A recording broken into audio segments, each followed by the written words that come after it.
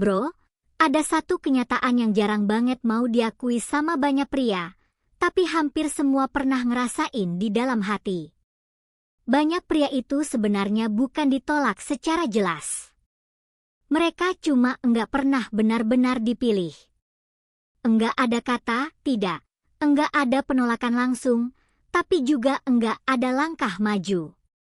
Rasanya kayak berdiri di depan pintu yang kelihatannya terbuka, tapi setiap kali kamu mau masuk, pintunya enggak pernah benar-benar mengizinkan kamu masuk.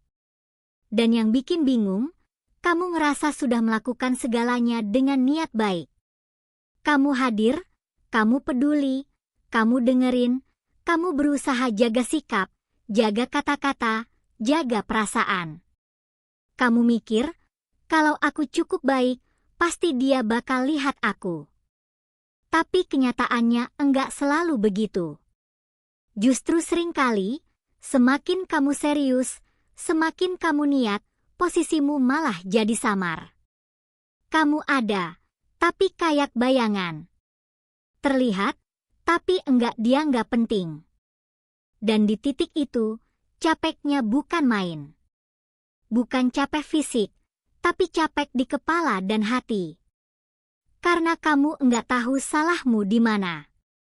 Kamu enggak main-main, kamu enggak jahat, kamu enggak manipulatif. Kamu cuma pengin dihargai. Tapi yang kamu dapat malah jarak yang makin pelan-pelan melebar. Kalau kamu jujur ke diri sendiri, mungkin kamu pernah ada di posisi ini. Kamu balas chat cepat, tapi balasannya lama. Kamu nanya kabar dengan tulus, tapi jawabannya pendek. Kamu selalu ada saat dia butuh, tapi saat kamu butuh, rasanya kamu sendirian.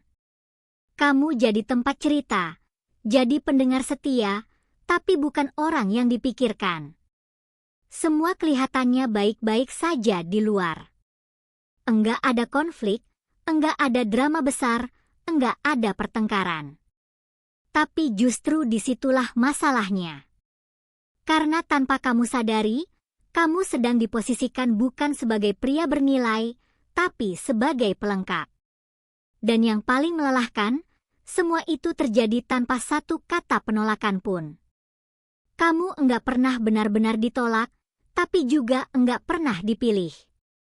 Banyak pria lalu salah fokus. Mereka mulai berpikir masalahnya ada di penampilan, uang, status, atau kemampuan ngomong. Mereka mikir, mungkin aku kurang ganteng, atau mungkin aku belum cukup kaya, atau mungkin aku kurang pede. Akhirnya mereka sibuk memperbaiki permukaan. Ganti gaya, belajar trik ngobrol, meniru gaya pria lain, berusaha tampil beda. Niatnya baik, tapi hasilnya sering sama. Bukan karena usaha itu salah, tapi karena akar masalahnya enggak ada di situ. Masalahnya bukan di apa yang kamu tunjukkan keluar, tapi di posisi yang kamu pegang di dalam diri sendiri.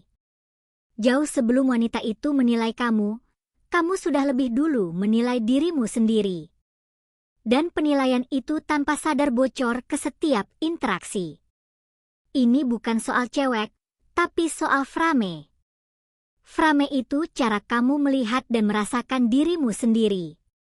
Apakah kamu merasa setara, atau merasa harus membuktikan sesuatu? Apakah kamu hadir dengan tenang, atau hadir sambil berharap diterima? Dan hal-hal kecil ini, yang kelihatannya sepele, justru sangat terasa. Dari cara kamu nunggu balasan, dari reaksi kamu saat dia berubah mood, dari kebiasaan menjelaskan diri terlalu panjang, sampai dari caramu mencari pengakuan secara halus. Semua itu mengirim sinyal tanpa kata. Sinyal yang berkata, aku berharap kamu memilihku. Dan di titik itulah, tanpa pernah diucapkan, posisimu pelan-pelan turun di matanya. Ini bagian yang enggak enak buat diterima, tapi penting buat disadari. Pria yang diposisikan bernilai biasanya enggak sibuk meyakinkan siapapun bahwa dirinya layak. Bukan karena dia sombong, tapi karena di dalam dirinya sudah ada rasa cukup. Dia enggak mengejar untuk menutup kekosongan, enggak memaksa supaya disukai, dan enggak berubah hanya demi diterima.